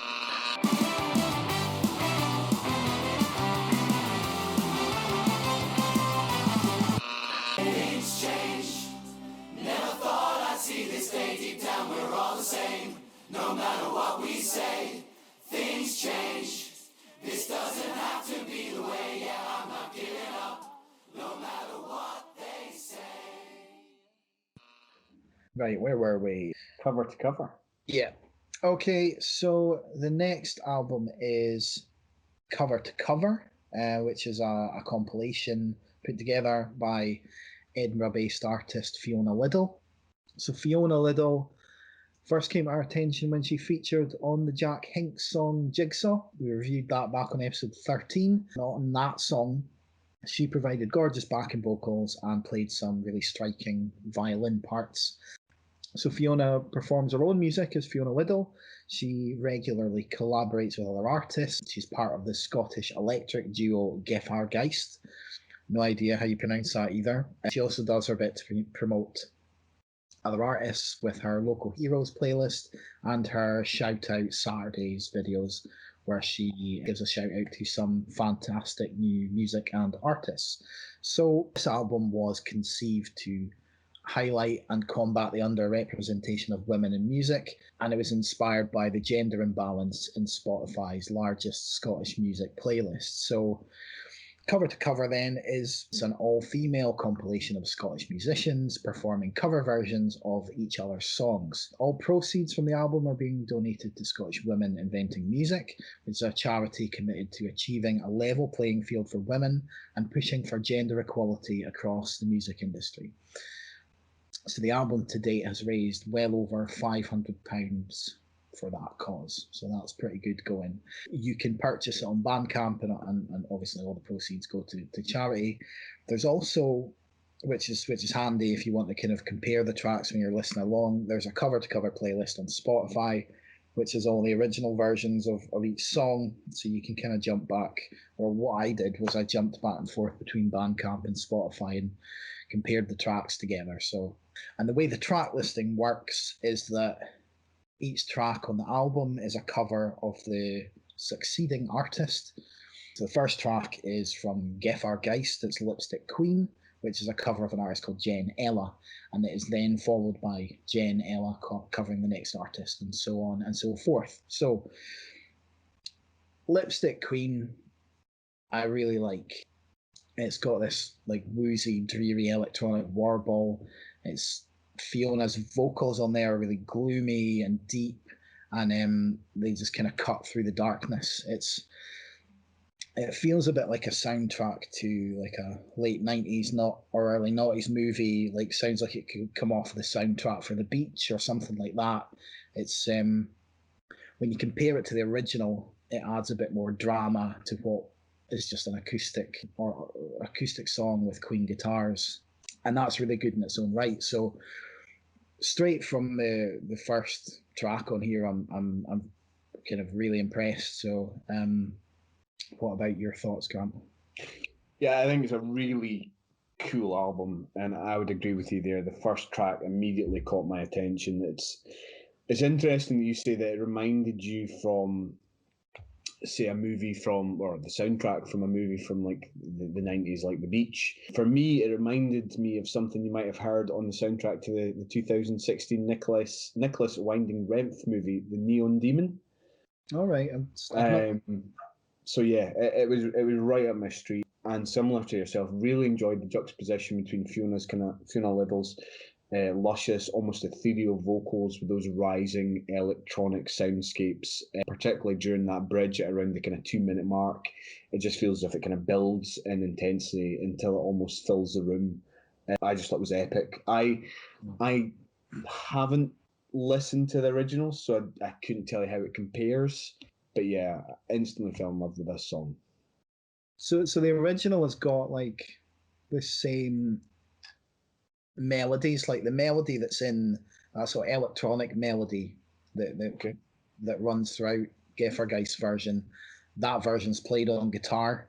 I think it's an acoustic guitar or like a really maybe a clean electric guitar, but it's not played loudly at all, and it is really good. Perhaps prefer the Geist version, but I mean, if you look at track 2, which is actually by Jen Ella, it's her playing a cover of the song Insomnia by Saria Wu, and she plays that in the style of the way she plays Lipstick Queen, if that makes sense. So it's quite a dreamy acoustic number. So if you imagine that song, that is how she kind of sings the style of Lipstick Queen, are quite similar. So, and I mean, it's quite a good song. It's quite somber. Jen Ella's vocals are really strong, and I like that there's a little bit of an Irish twang in there. She's from Cork. Yeah. And it's not, it's not really heavy, but you can just hear a little bit of that twinge in there, which is nice to hear. It's pretty stripped back. It's bare bones. It's emotional. When you compare that to the original, The original has a more kind of spidery guitar arrangement, more stylized vocals. It's a lot folkier and more mysterious, and it almost sounds like it is performed like in a dark forest. There's actually like the hooting of owls and stuff, so it's worth listening to that original version because it's very cool, very, very different. Okay, I'll have to check that out, man. But again, you can kind of get an idea of what that might sound like from the next track. Yeah. Which I think is a really quite a clever way of like ordering the songs. It lets you hear an artist, but on somebody else's song. It's strange, but I think it works quite well. So Fine Wine is a good example of the kind of Saria Wu sound on her own song Insomnia. But it's like it's got soft, kind of slightly grainy vocals, but they're really good. And there's like plodding keys and shuffling drums, but it's quite slow, but it's atmospheric and it sort of draws you into its world, which again is a contrast with the artist they're covering, who is a more folky kind of country artist. Yeah, I really enjoyed Fine Wine. I've kind of described it here as being possibly one of my favourite tracks on the album.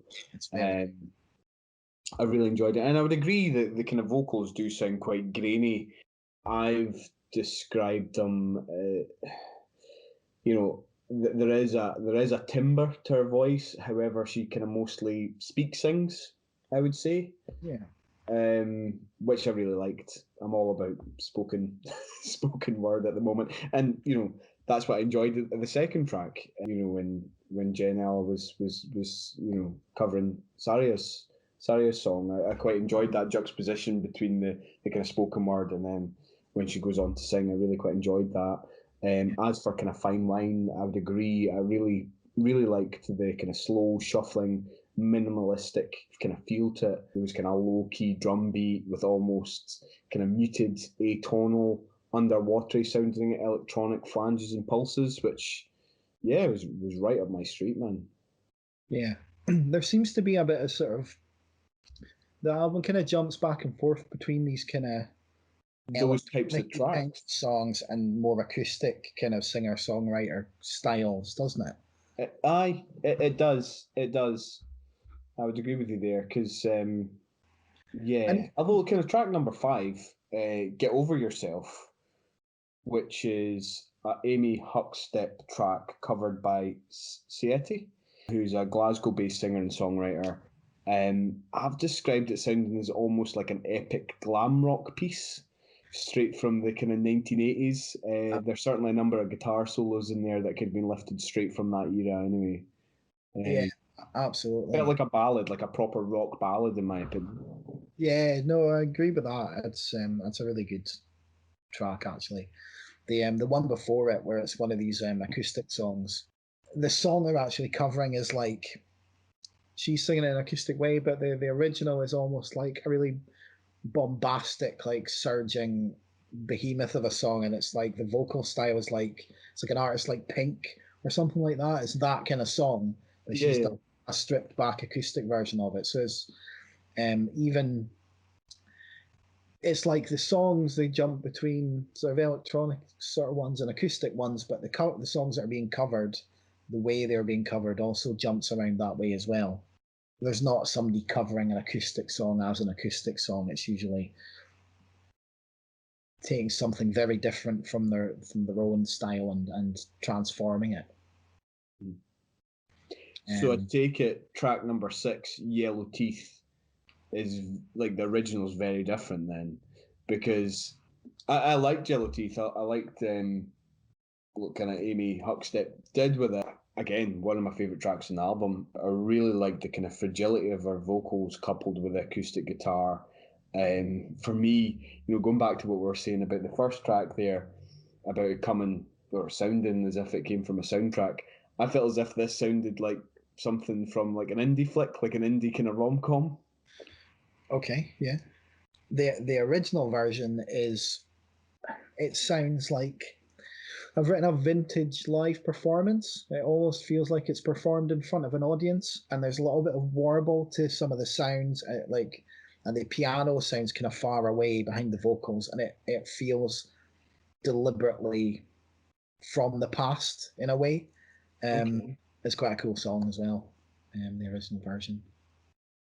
But yeah, they're like all of these songs are so different from the originals. I think it's a bit like the kind of Jamie Lenman shuffle effect. Like we talked about when we reviewed that, we talked about Weezer, who did a kind of straight up covers of like classic rock songs and stuff like that, or like popular songs, and they just did straight up covers of it.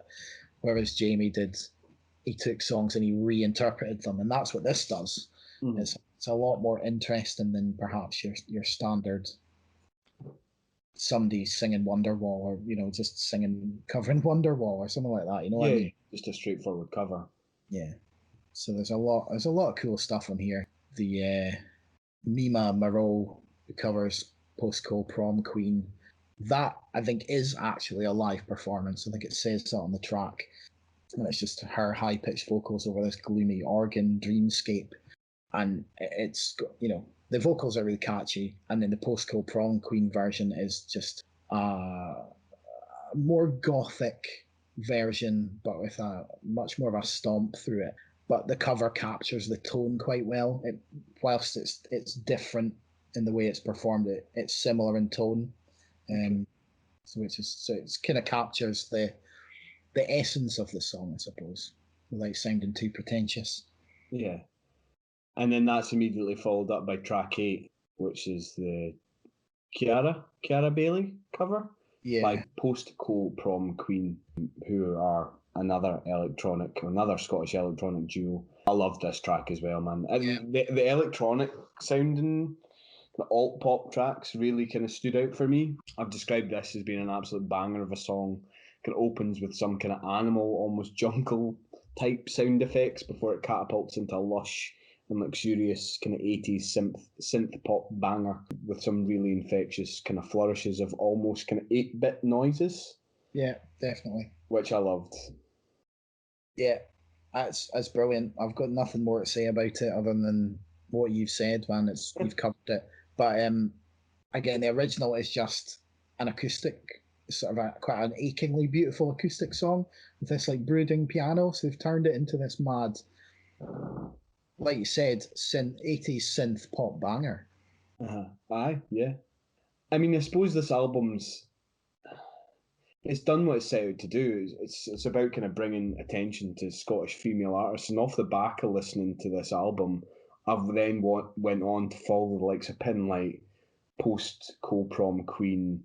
I've gone on to follow quite a lot of the artists that are featured on this album, and I perhaps wouldn't have heard of them otherwise. Aye, like I mean, most of these bands I haven't heard of. No. I haven't heard of before. Well, it was just Geist and Fiona Liddle, really. It's her kind of project, but it is a good way of discovering artists and what they do well and that kind of thing.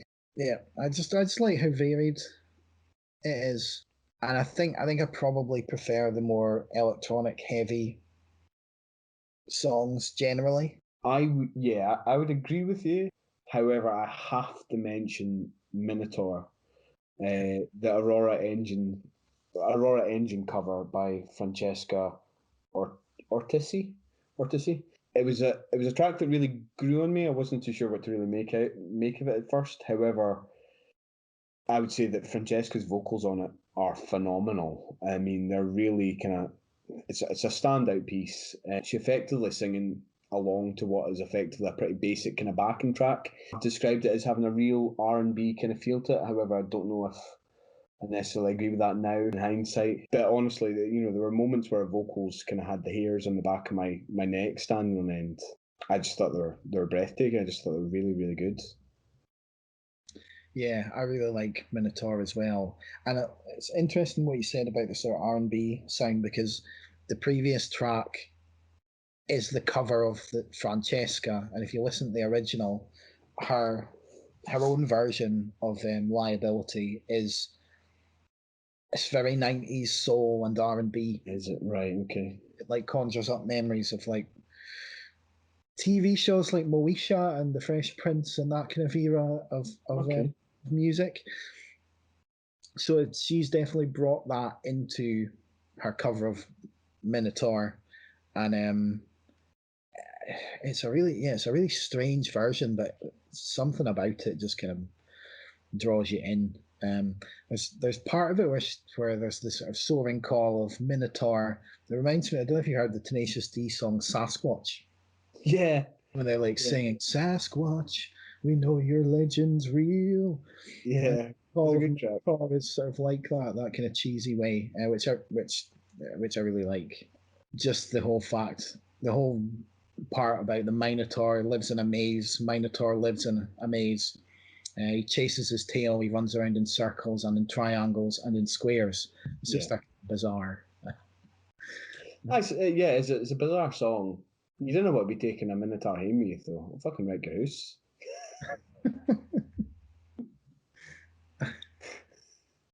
Because that's one of the things it says, doesn't it? That's what she sings, like, I'll find a home for you. I'll find a home for you, Minotaur. I just remember thinking, nah, like, surely bull in a china shop, you know, I mean, that phrase must come to mind. Like, I wouldn't be taking a Minotaur home with me, like. Well, there's the film Dave Made a Maze, which is the bad guy in that is a Minotaur. It's like a guy, he's a procrastinator, and his girlfriend goes out to work, and when she comes back, he's like built himself a maze out of cardboard that he's somehow gone inside, and it's like a whole labyrinth of a world that he's built. It's like the TARDIS. Like from the outside, it looks quite small, but you go in, and it's like a whole. It's a really weird film, but That sounds like quite a good film. It is quite good. There's a Minotaur roaming around. Like all the art and effects is made out of cardboard and paper. So like the blood is like ribbons. It's really cool. That sounds familiar, actually. Just that sounds familiar. But yeah, so it's got nothing to do with this, but No, it's definitely worth. Went off topic a wee bit. Yeah. So yeah, I mean, I could talk about all of these songs and feel kind of bad that missing some of them out, but we'll probably be here forever. But there's so much good stuff on here. It's just I think it's a successful project. Yeah, definitely. And definitely a really good way to discover a whole bunch of new artists and different avenues of Scottish music, I suppose, isn't it? Mm-hmm, mm-hmm. How did you rate it? I've given it a 9. I think it's really good. I've said an 8 or 9 for me. Definitely. Awesome. Cool. It's worth mentioning that we're gonna interview Fiona Liddle in a couple of weeks' time, which means it'll be up in like 2 months' time. But we're gonna hopefully have a chat with Fiona about the album and her other projects and stuff. So that should be quite good. Cool. So that was Cover to Cover by Fiona Liddle and various other artists.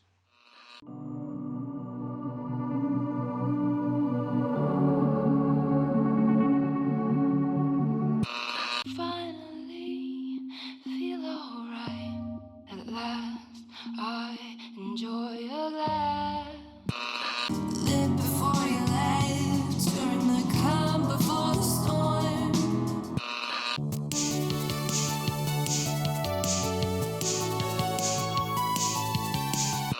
Your heart's with somebody else.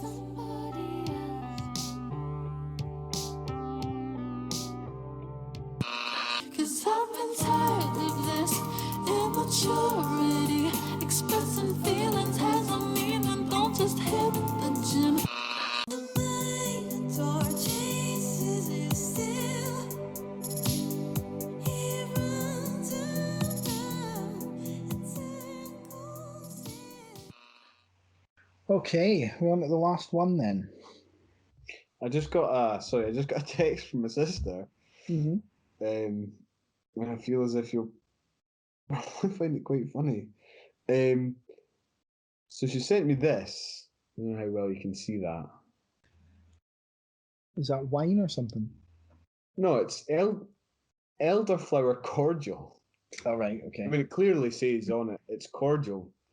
But she sent me, so the kind of description that goes along with that picture is, I forgot to send you this pic earlier. So I had this juice at Mum's and thought it was really nice. I finished the bottle, then we realised you're supposed to mix it with the water.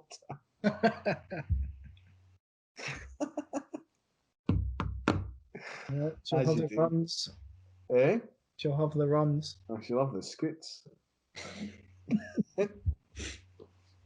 Oh, squit cordial. Squit cordial. So, I suppose it'll be floral kind of smelling. It'll be mixed. A mixed bag of squits. It'll be actually better diluted on the way back out, isn't it? Yeah. Possibly. There's a tagline for the album. A mixed bag of squits. Album? Episode. Well, like which album are you classifying? No, I don't mean the albums. I mean I meant this episode. Not that. It's a terrible. It's a terrible album review. It's a mixed bag of squits. All right, Compose yourself. Let's do the last album then. So this is Haram from Arm & Hammer and the Alchemist. It's released on the 26th of March on Backwoods Studios. It's 14 tracks and roughly 40 minutes long. So Arm & Hammer are a rap duo from New York City. They specialise in dark, paranoid and awkward music. They are proponents of the so-called art rap movement, which I mentioned briefly when we discussed Bob's Son. So they fit in well with the kind of progressive, disjointed nature of the likes of Rap Ferreira or Open Mike Eagle. Arm & Hammer are Billy Woods and Elucid, who are both brilliant rappers and solo artists in their own right. And on Haram, their fifth studio release, the duo are joined by the Alchemist, a rapper and producer, to provide the beats and musical soundscapes on the album. So I've been following Arm & Hammer since their 2018 album Paraffin came out, which is pretty much a masterpiece. It's a delirious, uncompromising listen. The compositions are dark and oppressive, but you won't forget them in a hurry. So they followed that up with the excellent Shrines from last year. Slightly less oppressive, but no less complex. And a few short months later, we've got Haram, an album with a decapitated pig's head on the cover. Two, yeah. Which I might have found shocking if we hadn't seen that Anal Nathrat cover from Endarkenment. So yeah, nothing really shocks me anymore after that. So the opening tracks are Benny Miles, opens with a sample of like an announcement in an old dance hall or something. Mm-hmm. This kind of plodding beat and soul singer sample comes in, some of which are clean, some of which are distorted, and all the while we've got Billy Woods laser focused on the delivery of his vocals, declaring you're going to need a bigger boat, you're going to need a bigger ocean, but here's some more rope. It's a delirious, dizzying and imposing opener, which much of these tracks are. How do you feel about Haram? I haven't gone into that much detail on this album, having only had a chance to really listen to it a couple of times. I haven't kind of, in terms of my kind of note taking, what have you, I haven't kind of listed each song. However, as you said, you know, when you first went on to introduce the album, it reminded me of Rap Ferreira's Bob's Son in terms of its use of voice samples, that kind of floaty and ethereal soundscapes and loops, the odd flourish of kind of tinkling piano and strings and what have you. And from that perspective, I quite enjoyed it. I'm beginning to think that rap might be a bit more of my thing than I previously thought, or certainly the kind of the rap art or art rap scene certainly seems to be more to my liking than, you know, some of this what I would think of as rap. You know, when I think of rap, I just tend to think of like 50 Cent and Snoop Dogg, and people like that. So if this is the kind of emerging kind of vision or image of rap, then yeah, I think it's something I could get on board with. I quite enjoyed, all of the tracks on this album. I can see what you mean about there being a kind of paranoid element to their tracks or to their lyrical content. I think perhaps if I'd kind of laboured over the lyrical content in a bit more detail, I would have been able to kind of unpick a bit more of the kind of themes and imagery at play throughout the course of the album, because I definitely think that they're dealing with some pretty heavyweight issues on this album. Some of the songs are quite dark in terms of kind of tone. I picked out, for example, track number 11, Chicarones. I don't know if you're pronouncing that properly, but that is Mexican, or it's a Mexican fried pork dish, whereby they sing about killing pigs, which is obviously a reference to the kind of US police force. I don't know what your thinking on that track was, but I don't think it's straightforward as just Often Cops. I don't know, and I think it's really. I think this album is. I think this whole album's quite complex, and I've listened to it quite a bit, but I still don't think I can unpack much of this at all. But Chicharrones, or however you pronounce that, was one of the ones that there are all these references to pigs throughout the song, in food and society and culture. There's references to the big bad wolf. I suppose, sorry to interrupt, but I suppose it's worthwhile saying that when I was doing the research for this album, the name of the album, Haram, that's an Islamic word for, oh Christ, what's it for? Not for the things you're not allowed to have. Yeah, I was going to describe it in terms of kind of things that are not kosher, but obviously kosher belongs to the Jewish faith. But yeah, one of them being pork, so hence. Yeah, but I don't really know what the significance and how all of that ties together really is. Yeah. Which is why I think there's a lot more in this than I've been able to kind of pull out. But that song, I said, there's it's all the pig references, a reference to the big bad wolf. There's a deliverance reference in the song. It's like the squeal piggy. And there's the little piggy went to market nursery rhyme. There's all these little playful references, I think there's a lot of depth to this.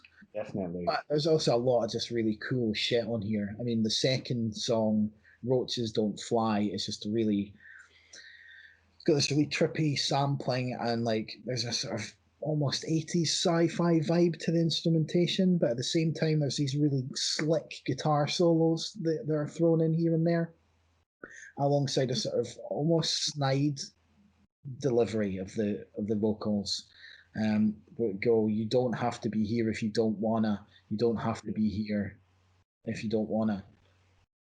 And it's brilliant. My only criticism of that song is it's too short. It's only a minute and a half, which is disappointing. But there's that kind of progressive nature that was on Bob's Son as well, and that the songs can often morph between various things.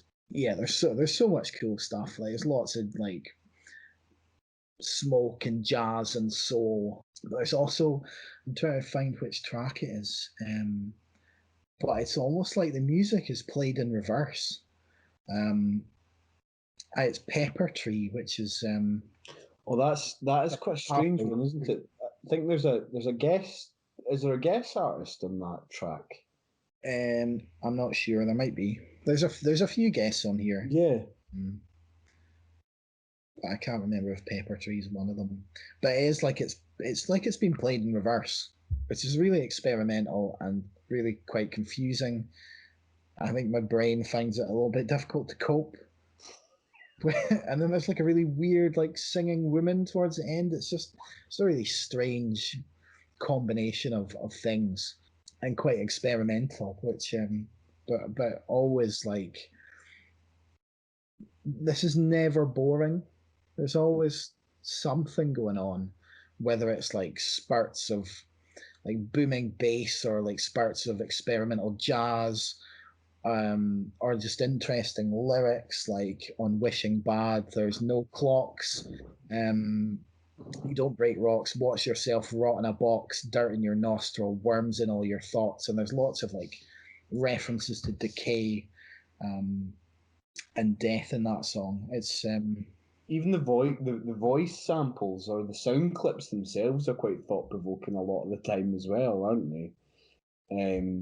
I think they touch on racism, for example, and is it God's feet?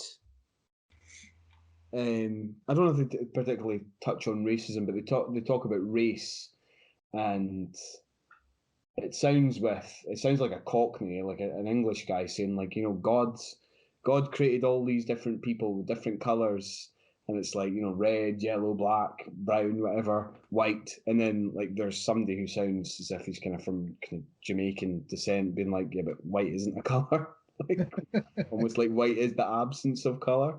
Yeah. And then later on, they kind of talk about consciousness, and there's a voice sample that says something along the lines of, "Do you think God will forgive us?"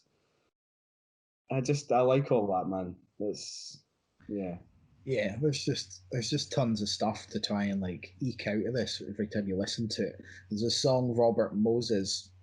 I've never heard of Robert Moses, but I looked up who I think this is about. And he's like a New York mogul who had control over like all the building of infrastructure and parks and stuff in like the 1930s or something like that. And I think he reportedly bulldozed like black and Latino homes to make way for his projects. So he was a very powerful man, but and did a lot of good, but also I think destroyed a lot of lives. Yeah. Well, I think the band's name, Arm and Hammer, is in and of itself. They're named after a famous American philanthropist. But I think he had dodgy dealings with the Soviet Union or something along those lines. So the guys are clued up, you know what I mean? Yeah, absolutely. I actually saw Arm and Hammer. I saw them twice in the space of like 2 days or 3 days. So they I can't remember if this was 2019, but it was 2018, 2019, and they came up to Glasgow. You saw them. Did you not see them at the old hairdressers? Am I just making that up? Yeah, I did. Yeah. So saw them there, but I bought the tickets for Glasgow as soon as they were announced, and then the next day they announced tickets for Edinburgh as well. So it's like, well, I live in Edinburgh, so I have to buy tickets for that as well. So I went to see them in Glasgow one night at the old. Is it the old hairdresser? Is that what they're called? Upstairs. It's upstairs. Yeah, like right in the the bar. sort of attic bit. Yeah. Right upstairs. And then I saw them the next night or the night after that in Sneaky Pete's in Edinburgh. I have to say the old hairdressers was far better in terms of like the sound. It was a quite Sneaky Pete's was quite boomy, and it was still good, but I think the previous night was a bit better in terms of the sound. What was the crowd like, man? Like, it was mobbed in Sneaky Pete's. It was fairly busy, and the old hairdresser as well. But yeah, not totally packed. But they're both small venues, so yeah, they were pretty reasonably busy. But so yeah, both quite good gigs. And they had, I can't remember his name. One of the guys who does the beats and stuff on some of their other albums. They invited him along, and he played the beats live on some of the tracks as well. I can't remember his name for whatever reason, but yeah. So they're just quite an interesting, quite exciting group.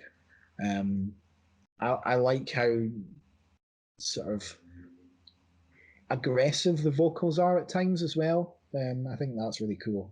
It's quite animated at times. With the exception of Stone Fruit, I'd say. like the last track on the album. But I enjoy that track as well. Like. I really like Stone Fruit. It's a really good closer, and they're sort of trying to sing on that, but it's like, lackadaisical singing. But it's just a really good vocal melody. Like, I like there's that really cool kind of electronic whine like sound that makes it sound like it's from another era. It's quite ye oldie sounding. I don't know why, but that's a really really good album closer. So how did I rate it? Yeah. Well, like I said, I feel as if I do need to spend a bit more time on it. Having only really listened to it 2 times, really. But from what I've written here in my notes, like I said, need to spend a bit more time with it. But on first listen, I'd be tempted to give it a 7 or 8 out of 10. So I think there's potential for me to really kind of fall in love with it, as I did with the Rap Forever album. And it's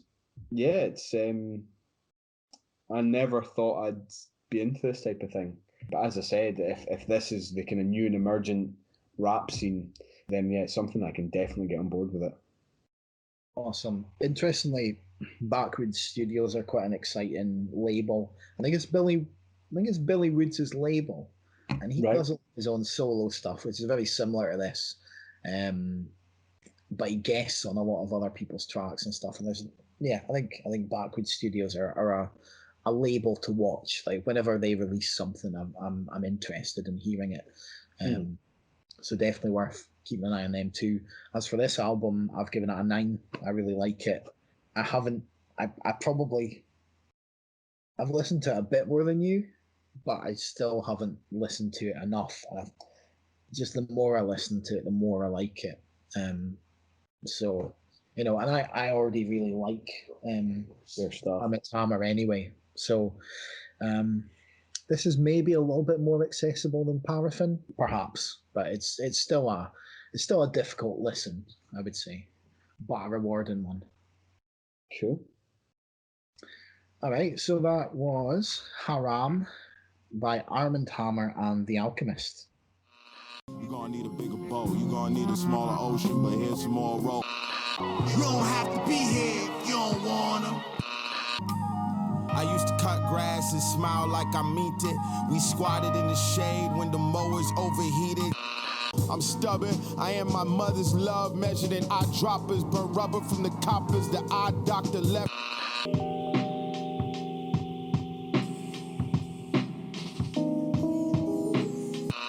When they march me down the road, so when them ride me down the road, excuse me, I got excuses. Woke up on the West Coast for the first time in my life. Drove cross country, but I remember those flights. Oh, you big and bad, blowing hay and sticks, huffing bricks. I don't wanna lose control. I can grab my space to grow.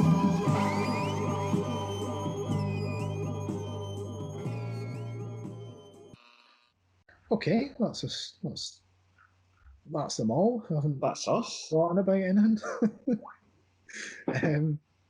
All right, I'll just buckle in while I do the outro sequence. Buckle in for the excitement.